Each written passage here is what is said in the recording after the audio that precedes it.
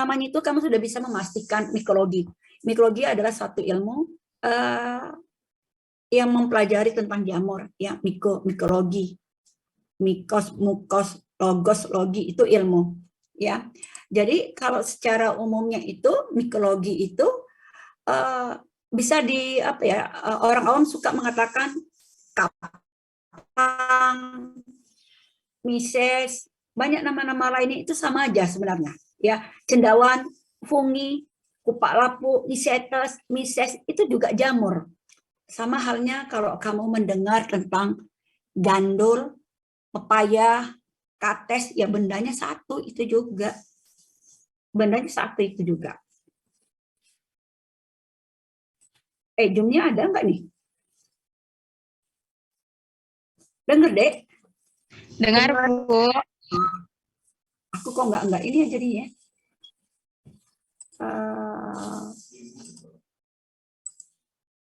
Nadia nih. Oke, saya lanjutkan ya. Jadi mikologi itu secara umumnya ada ilmu yang mempelajari tentang jamur, ya. Secara kelompok besarnya, dia ini merupakan makhluk hidup eukariotik, ya, heterotrof. Apa sih maksudnya itu? Yaitu dia ini pencernaan makanannya atau mencernakan makannya berada di luar tubuh. Kemudian menyerap molekul nutrisinya ke dalam sel-selnya. Itu dia, ya. Jadi kalau secara penamaan itu dia bersifat eukariotik heterotrof. Apa sih yang dimaksud dengan ini? Ya, ini apa sih yang dimaksud dengan ini? Ini kamu bisa memahaminya nanti di sini nih. Itu dia, ya. Nah, oke. Berhubung kita berada di TLM, kita tidak memeriksakan jamur pada penderita ataupun pada makanan. Kita yang menyangkut kepada manusia. Cuman siogianya, ya siogianya, kalau kita memeriksa jamur pada manusia, ini agak sulit untuk mengambilnya. Contohnya, jamur pada paru-paru, kita agak sulit kalau menerima sampel dari pasien. Agak sulit menerimanya itu. Tapi kita bisa mengambil contoh jamur aspergillus. Contohnya dari apa? Dari roti. Mungkin nanti Bu Sriani akan menyuruh kamu membawa bahan dari sampelnya roti ya. Ada disuruh Bu Sriani, Dek? Belum, Bu. Oh, belum ya. Oke, nggak apa-apa. Nanti kita akan ke sana maksudnya ya. Jadi beda dengan bakteri. Kalau bakteri kita melihat Escherichia coli itu gampang, ambil aja feses. Karena habitat dari Escherichia coli itu di usus. Jadi dia keluar melalui feses, kita ambil itu bisa kelihatan. Tapi kalau di jamurnya agak sulit. Dari mana kita mengambil bahannya? Terpaksa kita mengambil dari makanan. Oke ya.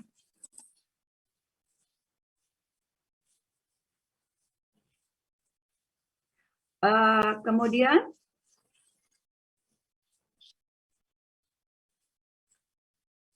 ini gimana sih ini? Sebentar ya, Dek. Saya agak ini jadinya.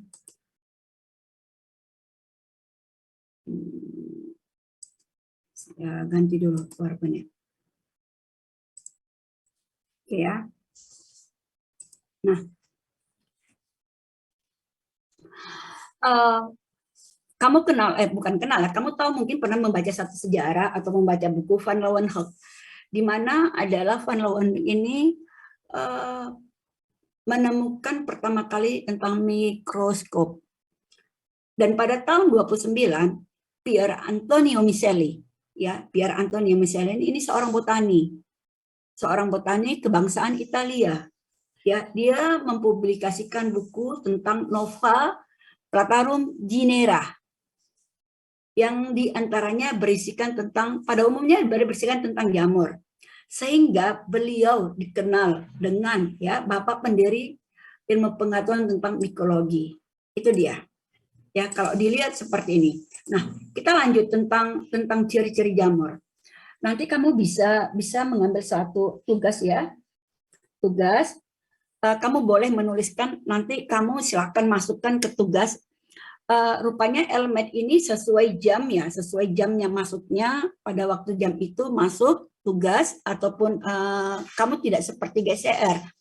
GCR di luar jam, kalau kamu disuruh bikin tugas di luar jam, kamu masih bisa masuknya, tapi kalau di LMAT ini, pada jam itu kamu harus bisa masukkan tugasnya. Ya, nah yang menjadi tugas kamu untuk minggu depan, dan kamu harus memasukinya nanti terakhir itu di jam 11 sampai 11.50. Jadi tugas sekarang ini, tugas yang minggu ini kamu masukkan nanti di minggu depan mulai jam 11 sampai jam 11.50. Jadi punya waktu seminggu untuk mengumpulkan tugasnya. Ya, apa tugas yang harus kamu buat? Apa sih beda jamur dan bakteri?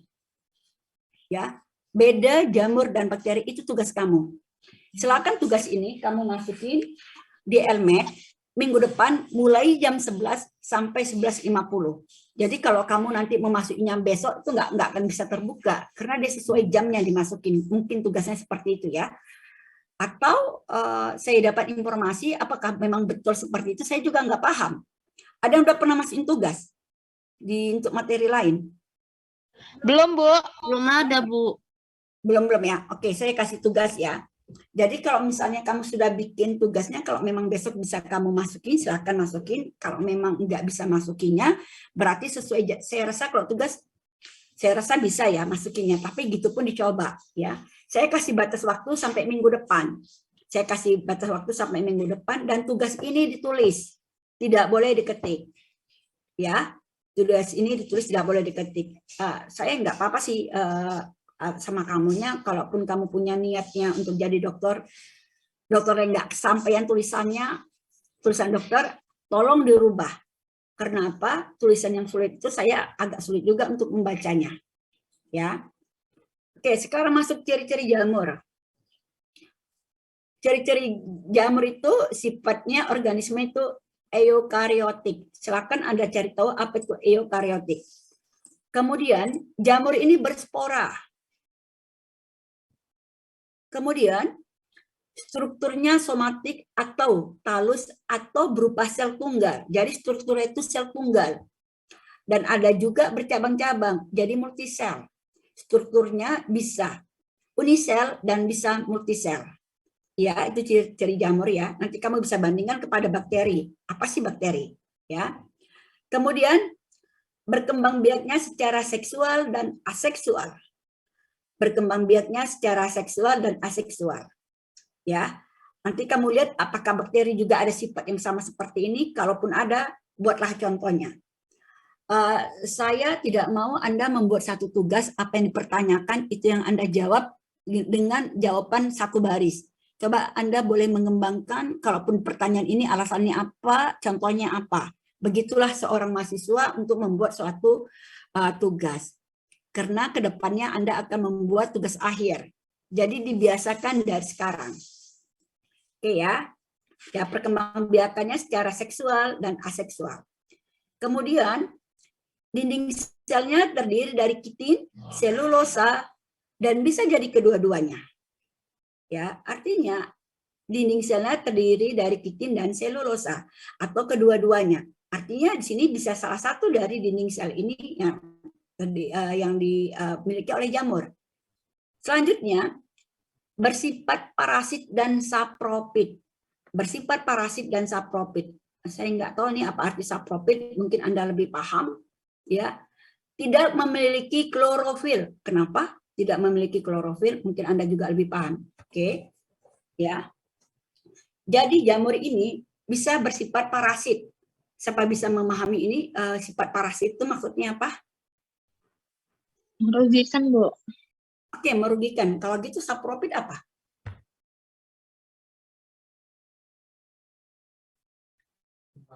Menguntungkan, Bu.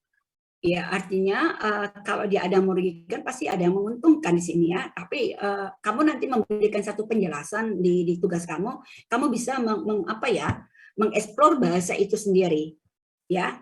Kemudian dia tidak memiliki klorofil, sehingga karena dia tidak memiliki klorofil, jamur itu tidak memiliki klorofil. sehingga jamur tidak mempunyai kemampuan untuk memproduksi makanannya sendiri. Atau dengan kata lain, jamur tidak bisa memanfaatkan karbon dioksida sebagai sumber karbonnya. Kenapa? Karena dia tidak memiliki klorofil. Kenapa dia tidak memiliki klorofil? Dia tidak memanfaatkan ini. Kalau dia klorofil kan, kalau di ini kan dia membutuhkan fotosintesa kan dengan panasnya matahari ya, dengan sinar matahari ya, benar. Benar, Bu. Makanya jamur ini kalau dia kena panas dia mati. Dia mati. Kamu bisa ngelihat contoh kamu sehari-hari, contoh di tempat kamu, contoh di rumah kamu, ya nggak usah pencontoh di rumah kamu lah, di kehidupan kamu sehari-hari. Tempat jamur berkembang biak itu tempat yang lembab. Dia cepat sekali berkembang biak tempat yang lembab. Contohnya aja di tubuh kamu, kalau ada tempat-tempat yang lembab, kamu tidak bersih higien sanitasinya, ini ya tentang kesehatannya, itu jamur cepat kali berkembang biak. Haruskah saya bilang untuk tempat berkembang biaknya tempat yang lembab? Saya rasa kamu sudah tahu sendiri ya, kalau kamu sendiri tidak memperhatikan tempat kebersihan dari diri kamu, itu jamur cepat kali berkembang biak. Ya, makanya kamu kalau mandi punya anduk itu dijemur di luar, jangan ditaruh di belakang kamar mandi.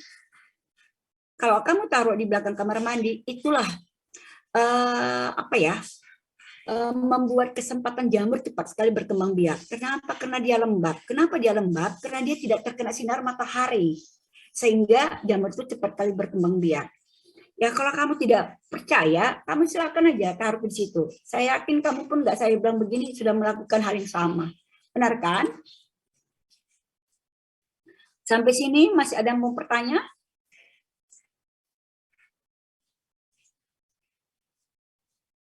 Dek, suara saya dengar nggak nih? Kedengaran, Bu. Iya. Kok nggak respon ya? Saya bilang begitu. Ya. Oke. Jamur bersifat sebagai saprofit dan parasit. Ya, seperti yang kamu bilang tadi, kalau dia saprofit, pasti dia menguntungkan. Contohnya, banyak bahan-bahan jamur yang bisa dibuat untuk jadi obat penisilium, itu bisa jadi penisilin. Ya, jadi banyak hal yang dapat menguntungkan jamur ini sendiri, tapi ada juga yang merugikan, yang menjadi parasit. Nanti kamu silahkan cari contohnya itu ya. Dia bersifat oportunis.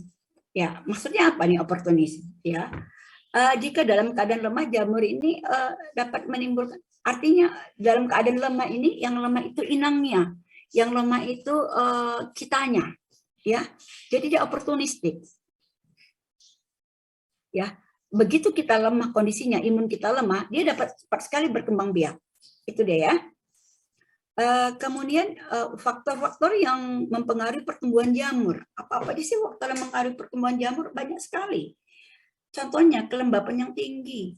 Kemudian tersedianya bahan organik yang mati yang mengalami pembusukan. Contoh, kalau kelembapan yang tinggi, seperti saya katakan tadi, ya. Kalau kamu pakai kaos kaki kamu lembab, kamu boleh buka kaos kaki kamu itu akan semerbak, kalah wanginya parfum. Ya, itu kelembapannya tinggi.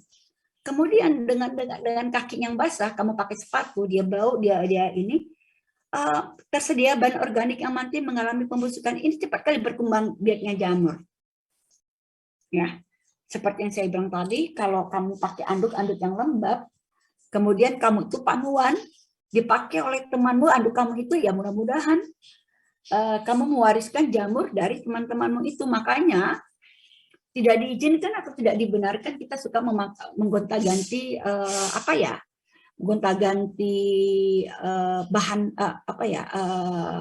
anduk ya, itu tidak dibenarkan untuk seperti itu ya. Bukan hanya halnya banyak hal-hal yang lain ya. Contoh aja, kalau kalau ini bagi wanita, kalau suka pakai, bukan hanya wanita ya, pria juga saya pikir ya, kalau pakai underwear yang karetnya ketat ya, itu akan melilit di pinggang, itu gatal sekali dan itu suka digaruk dan pada akhirnya itu akan meradang. Itu lembab, berkeringat, itu jamur cepat sekali berkembang biaknya di situ. Makanya juga itu harus diperhatikan. Itu ya. Oke, kita lanjutkan. Nah, ini dia. Peranan jamur dalam kehidupan manusia. Jadi saya bilang tadi sebagai subtopik itu sebagai yang baik, yaitu itu bisa digunakan dalam pengobatan industri makanan ini ya, seperti tadi ya. Ini penicillium digunakan untuk pengobatan. Jadi begini loh, kalau kamu melihat salep fungiderem, pasti jamur salep itu digunakan untuk membasmi jamur. Fungi itu jamur, itu dia, ya. Terus pernah kan? Jadi dari Ascomycetes yang terpenting kalau kamu ngelihat salep, bacaannya ada konteksnya jamur ke sana, itu digunakan untuk jamur, ya. Itu dia. Nah, peranan jamur itu yang bersifat buruk itu seperti parasit, ini dia merusak benda-benda yang kita gunakan, pakaian, sepatu nih contohnya begini nih ya. Contohnya begini, kamu kalau punya sepatu ya lama kali tersimpan, tertaruh aja, dibiarkan di tempat yang lembab, di tempat sepatu lembab dia, sepatu kamu itu putih-putih enggak? Saya tanya dulu. Ya, Bu. Putih-putih, Bu. Putih-putih, Bu. Iya, Bu. Itulah jamur. Itulah jamur. Karena apa? Di tempat yang lembab, makanya sesering mungkin saya sekali ditaruh di tempat yang terbuka dulu biar kena matahari, biar sepatu kamu tidak lagi berjamur. Tali pinggang kamu biarkan begitu saja berjamur. Itu dia, ya.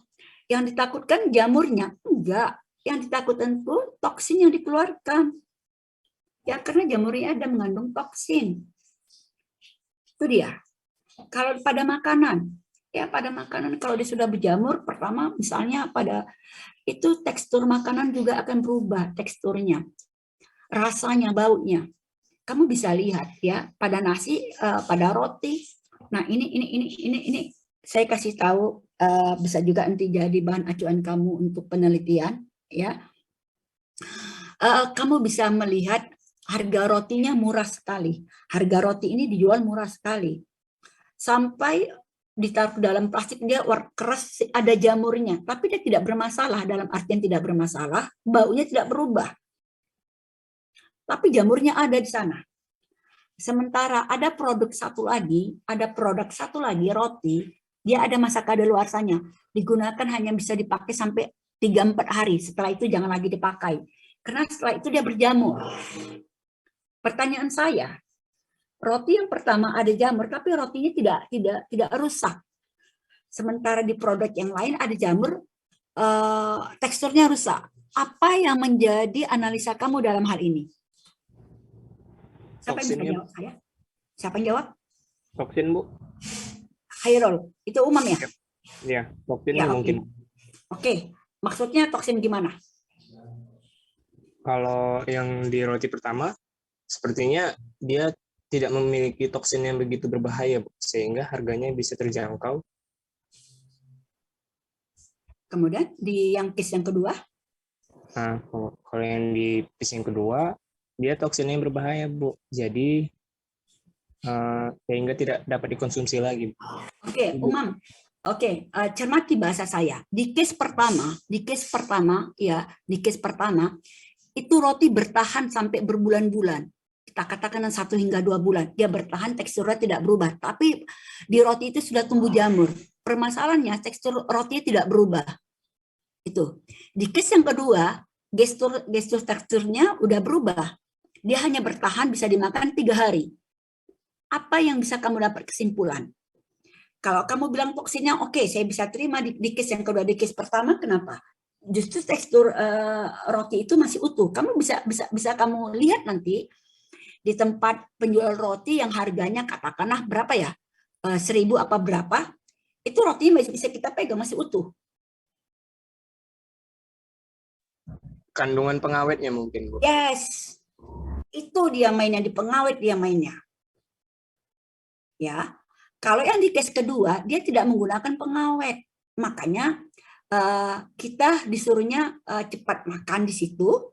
Dia hanya bisa bertahan 3-4 hari. Kalau tidak, ini akan berjamur karena dia tidak menggunakan pengawet. Jamur ini yang memakan protein ataupun bahan-bahan yang dia butuhkan di roti itu sendiri. Kalau yang di case pertama, dia menggunakan pengawet bisa jadi zat kimia. Kita nggak tahu. Ya, jadi kamu dalam hal ini bisa membaca situasi. Ya, jangan langsung mengatakan ini iya, tapi ada dampak yang lain di sini. Logikanya berpikir ya. Di case yang pertama harganya murah, roti bisa bertahan lama. Kita harus curiga, ada apa ini? Di case yang kedua, rotinya mahal dan daya bertahannya cuma 3-4 hari. Kalau kamu disuruh milih, kamu milih case yang pertama apa case yang kedua sebagai konsumsi kamu? Kedua. Yang di mana? Kedua, Bu. Yang kedua. Yang kedua, Bu. Iya, benar. Artinya jangan sampai lewat sekian hari kamu harus menghabiskan roti itu. Sementara yang di case pertama, itu makanan bukan hanya ini ya, karena dia menggunakan zat pengawet dan bisa jadi pengawet itu yang digunakan adalah pengawet makanan yang dilarang. Bagaimana mungkin produsen mau rugi? Harganya murah, ya dia pakai pengawet yang tidak diizinkan. Tuh dia ya. Nah, oke lagi. Kita masuk struktur morfologi jamur. Nah, secara makroskopik, berarti secara kasat mata ya. Koloni itu adalah kumpulan satu jenis sel yang berasal dari satu sel ya. Koloni jamur itu adalah kumpulan satu jenis jamur yang berasal dari satu sel jamur. Pahami ya? Itu dia. Kemudian secara mikroskop berarti kita menggunakan alat pembantu yaitu mikroskop. Sehingga dalam mikroskop apabila kita menemukan sel secara individunya terdiri dari hipa, septa, dan spora. Kita menemukan hipa, septa, dan spora, artinya jamur di situ positif. Ya, artinya jamur di situ positif. Pertanyaan saya, dengan menemukan hipa, septa, dan spora, apakah kita bisa menentukan jenis jamurnya? Nggak bisa. Siapa bisa menjawab?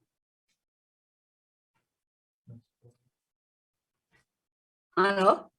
Apabila kita menemukan hipa, septa, dan spora, apakah kita bisa mengidentifikasi ini jenis jamurnya jamur A? Nggak bisa ya. Sebenarnya bukan nggak bisa. Agak sulit untuk menentukan identifikasi jenis jamur dengan adanya kita menemukan hipa, septa, dan spora dalam mikroskop. Kita hanya bisa menentukan apabila kita menemukan hipa, septa, dan spora, kita hanya bisa menentukan jamur positif. Terus bagaimana Bu kalau kita bisa menentukan identifikasi jamurnya? Kita harus berkembang biak pakai ini ya. Kita harus menemukan bentuk daripada jamur yang utuhnya, baru kita bisa menemukan itu. Ya. Kenapa? Hipa dan septa ini bentuknya lentur sekali. Dia bisa hancur, dia bisa patah-patah. Jadi agak sulit untuk menemukan identifikasi dengan menemukan hipa, septa, dan spora. Tapi yang jelas, dengan menemukan hipa, septa, dan spora, kita bisa mengatakan jamur ini positif. Jamur positif. Sudah ya. Kemudian, ada 3 macam koloni daripada jamur. Yang pertama, koloni ragi. Kedua, menyerupai ragi. Dan ketiga, filamentous. Bu, apa sih yang dimaksud koloni ragi, menyerupai ragi, dan filamen? Nanti akan saya jelaskan. Sampai di sini ada yang mau bertanya, silakan. Sampai di sini jelas? Jelas, Bu. Oke. Kalau nggak ada mau bertanya, saya lanjutkan lagi. Ya, perkembangbiakan jamur.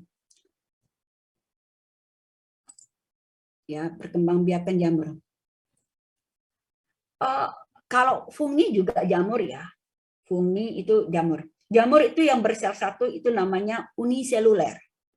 Jamur yang bersel satu namanya uniseluler. Bukan uni orang Padang ya. Kalau uni orang Padang itu kakak pula nanti kamu bilang kacau saya. Jadi perkembangbiakannya secara vegetatif. Dengan cara membentuk tunas. Ada juga yang perkembangbiakannya secara generatif. Apa sih dengan cara generatif itu? Dengan menggunakan askus atau kantung jamur. Jadi jamur itu yang bersel satu itu namanya uniseluler. Perkembangbiakannya bisa jadi dua ya, secara vegetatif dan secara generatif. Kalau vegetatif itu dengan tunas, ya. Kemudian dengan generatif itu dengan menggunakan kantong askus ataupun kantong spora, ya itu. Kita lanjut lagi. Kalau yang berselnya banyak ya, kalau segala sesuatu banyak itu kan multi ya, multi. Kalau satu uni, kalau dua bi, kalau tiga, kalau banyak itu multi. Ini ya perkembangbiakannya secara vegetatif ini multiseluler dengan menggunakan spora aseksual. Ya. Kemudian dia terbentuk dalam spongarium atau conidium. Kamu nanti bisa ngebaca apa sih itu sporanium, apa itu conidium nanti di situ akan saya jelaskan yang mana sporanium dan yang mana conidium. Tapi sebelum sampai di sana kamu nanti boleh baca-baca dari PPT saya ini, kamu bisa baca yang mana sih ini maksudnya, yang mana sih isi maksudnya ya. Nanti pada waktu luring, pada waktu praktek saya lebih enak lagi menjelaskannya ya. Perkembangan secara multi, secara itu lebih enak nanti pada luring akan saya jelaskan lagi. Kemudian perkembangbiakan secara generatif dengan menggunakan spora seksual yang terbentuk dalam basidium. Jadi perkembangbiakan jamur itu ada uniseluler dan ada multiseluler. Ya, itu dia. Selanjutnya tinggal. Jamur ini juga seperti kita ada tempat tinggalnya. Di mana sih tempat tinggal? Tapi yang jelas tempat tinggalnya nggak ada alamatnya, nggak ada kode posnya. Di mana tempat tinggalnya? Fungi ini atau jamur ini atau kapang ini itu tempat tinggalnya di lingkungan yang beragam. Namun sebagian besar hidupnya di tempat yang lembab. Jadi hati-hati kalau gestur tubuh kamu, di tubuh kamu tuh ada tempat yang lembab, perhatikan. Jangan sampai berjamur. Ya, jangan sampai berjamur organ-organ kamu, jangan sampai berjamur itu karena tempat yang lembab. Kenapa dia tempat yang lembab? Karena dia tidak tersinari oleh matahari. Tidak mungkin kan kamu buka untuk disinarkan. Kenapa kamu buka? Ya kata ibu kan harus disinarkan matahari. Itu lebih kacau lagi ya. Jadi dia tempat tinggalnya itu dia di tempat yang kondisinya lembab. Itu dia. Setelah itu, ya,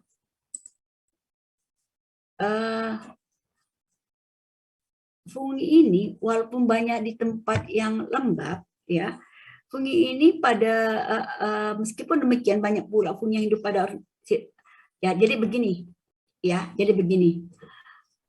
Jadi jamur ini tempat tinggalnya dalam kondisi yang lembab. Walaupun dia di darat, dia suka di tempat yang lembab. Contohnya kalau kamu lihat di bawah pohon, tempat humus-humus tanah, kemudian tempat tumpukan sampah, itu banyak ya. Meskipun demikian, banyak pula fungi yang hidup pada organisme atau sisa-sisa organisme di laut ataupun juga di air tawar. Jadi kemungkinan bisa saja di darat, di laut juga bisa. Kemudian jamur juga dapat hidup di lingkungan yang asam. Contohnya, kita belum lagi masuk ya jamur yang hidup pada ketiak itu ya, pada rambut-rambut ketiak itu karena asam itu ya. Jadi itu bisa mengakibatkan ke sana. Nanti ini pada pertemuan ini saya hanya bisa memasuki tentang apa ya, secara umum tentang jamur. Ada yang mau dipertanyakan silahkan Dek. Dek silakan isi absennya ya, karena absennya itu jam terbuka kamu boleh ngisi absennya sekarang ini. Kita kena sampai jam 11.50, sampai jam 11.50 itu absennya ketutup. Jadi kalau kamu nggak ngisi absen pada saat ini, nanti kamu dihitung absen, padahal kamu masuk.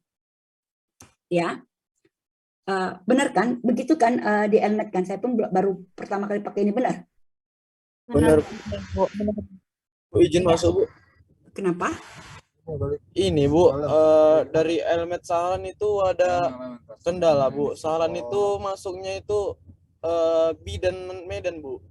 Jadi jadwal tuh yang keluar bidan Medan, Bu. Nggak bisa absen dari kemarin, Bu. Gimana itu ya, Bu, solusinya, Bu? Hubungi Bu Dikna ya. Oh, Bu Lina. Tadi tuh Bu Lija katanya suruh tunggu dulu sih, Bu, katanya, Bu. Iya, nggak apa-apa. Jadi kalau misalnya kita ini kan Elmet ini kan baru masa transisi untuk pakai Elmet ya. Saya pun baru dapat info ini. Jadi adik-adik kalau yang bermasalah masalah adminnya coba hubungi Bu Dikna ya, adminnya ya.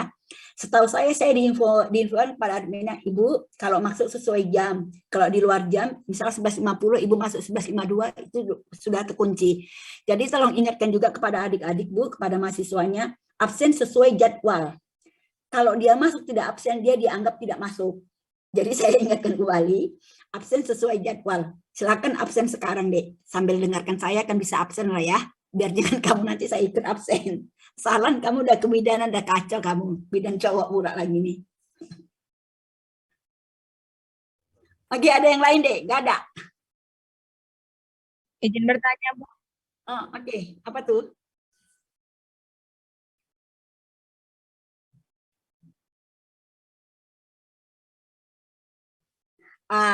Saya topiknya beda jamur dan bakteri, tapi kamu menjelaskannya itu harus bagus ya.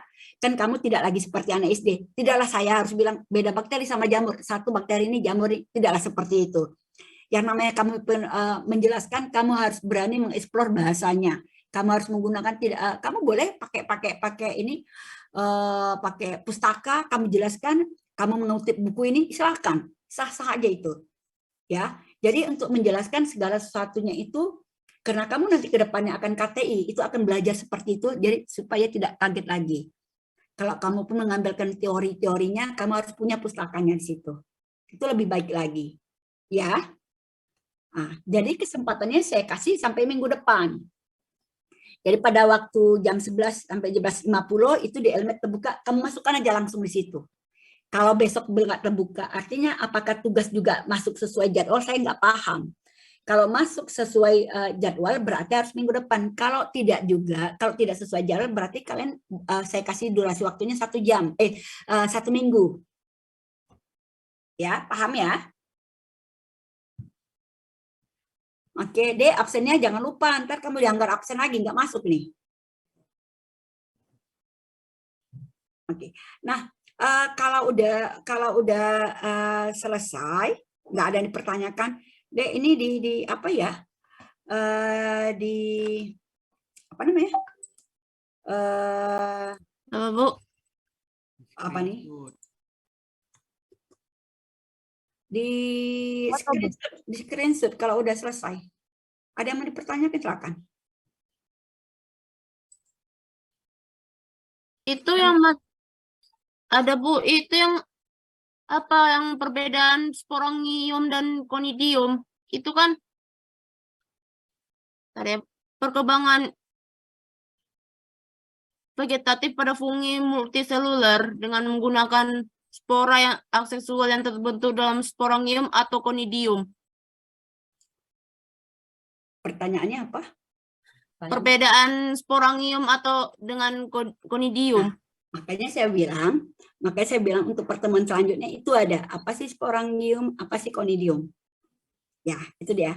Sporangium ada sporangium, ada conidium, ada conidio. Nanti untuk pertemuan selanjutnya itu akan saya jelaskan. Oke ya. Nah, itu dia.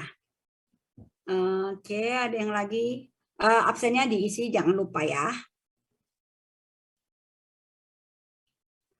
Nanti untuk menjadi bahan acuan sama kamu nggak apa-apa baca juga apa sih sporangium itu, yang di mana sporangium, apa sih conidium itu, di mana dia bentuknya.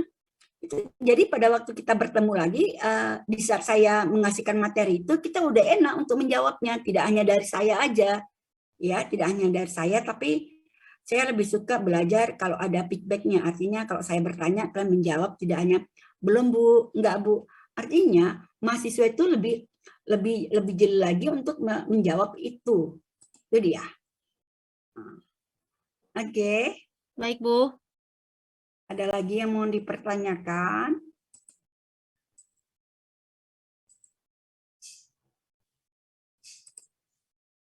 Ada? Enggak ada? Kita sampai jam 11.50 ya? Iya, Bu. Oke, jam 11.50. Karena saya mau masuk di tingkat 1. Jadi saya boleh nggak izin pamit nih? Boleh Ibu. Bu. Oke. Silakan diisi absennya ya, Dek ya. Silakan diisi absennya biar jangan nanti salah kamu ngarang aja, masa kamu bidan cowok nggak aja salah. Beneran Ibu. Jadwal ini Salan kirim screenshotnya ya Bu. Nggak usah kamu kirim, nggak mau saya ngeliat bidan cowok. Gini aja, nanti kamu hubungi aja adminnya Bu Dikna ya. Iya Bu. Hubungin Bu Belum Dikna, ada, biar belum ada kamu absen nanti Salan nggak bermasalah. dari Nggak, maksud saya biar nggak bermasalah nanti pada materi pada dosen-dosen yang lain, dianggap nanti kamu tidak hadir padahal kamu ada. Ya. Iya Bu, baik Bu. Oke, saya izin pamit ya, Dek. Sebelumnya saya mohon maaf ya karena keterbatasan saya tidak berada di Medan, saya lagi di Jambi ini. Makanya saya pun luring belum bisa masuk ya. Ya, akhiri billahi taufiq wal hidayah. Assalamualaikum warahmatullahi wabarakatuh. Terima kasih ya, Dek. Waalaikumsalam warahmatullahi wabarakatuh. Izin pamit ya, Dek. Terima kasih, Bu. Oke, sama-sama. Terima kasih, Bu.